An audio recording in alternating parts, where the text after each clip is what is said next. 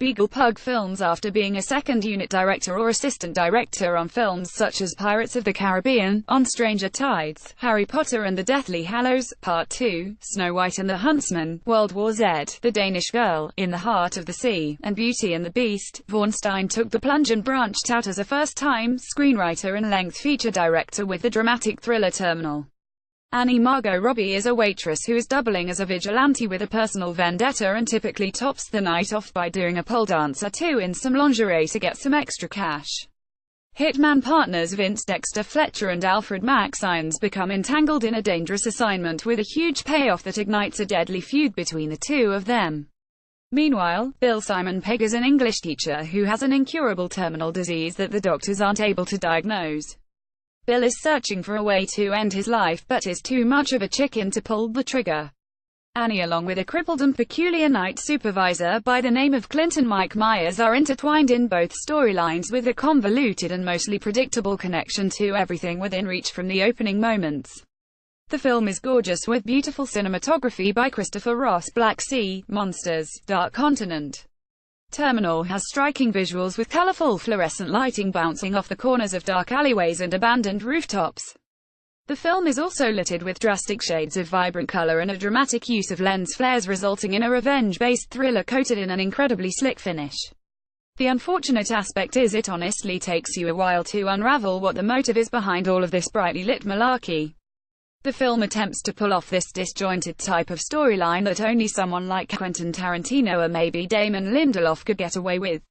Terminal is attempting to keep its big twists a secret, but those twists are foreseeable from the get-go, and the running around these characters do in the meantime mostly feels like they're running in circles just to buy time. The performances floating around in Terminal are hit or miss. Margot Robbie's accent is practically unbearable during the opening segment of the film, but it either gets less annoying the more you hear it or she becomes more comfortable in the role as the film progresses. Simon Pegg is almost unrecognizable with a scraggly beard and a chain-smoking habit. The most impressive scene in the film is a scene when Bill and Annie are alone in the diner. Annie works at discussing possible ways Bill could end his life. You see similar moments of comedic brilliance that Pegg brought to Shaun of the Dead and Space that made you fall in love with his work in the first place. The Bill and Annie scenes are great because Margot Robbie and Simon Pegg actually develop a palpable chemistry during Terminal that nobody else has the opportunity to over the course of the 90-minute film.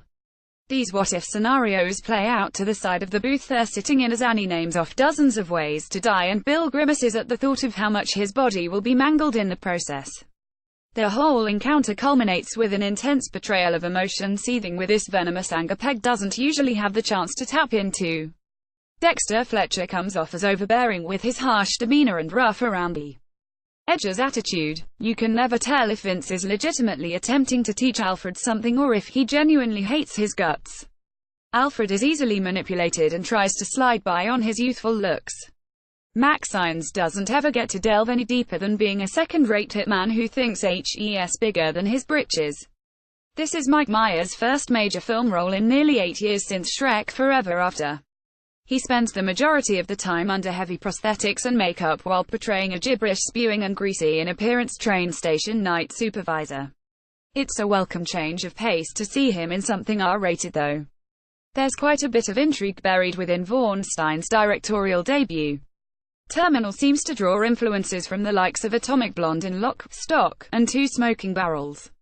The film has the ambience of a secondary villain from John Wick getting their own feature film.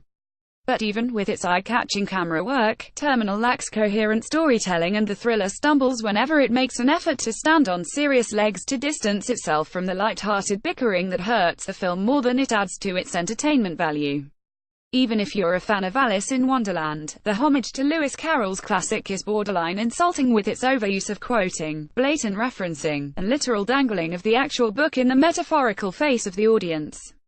Terminal feels like an amalgamation of a ton of different influences that refuse to mix properly.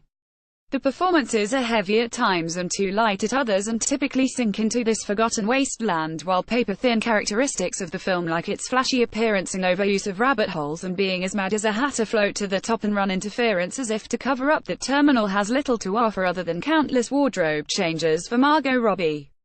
Terminal is now playing in US theaters and lands on UK screens in the United Kingdom on July 6, 2018.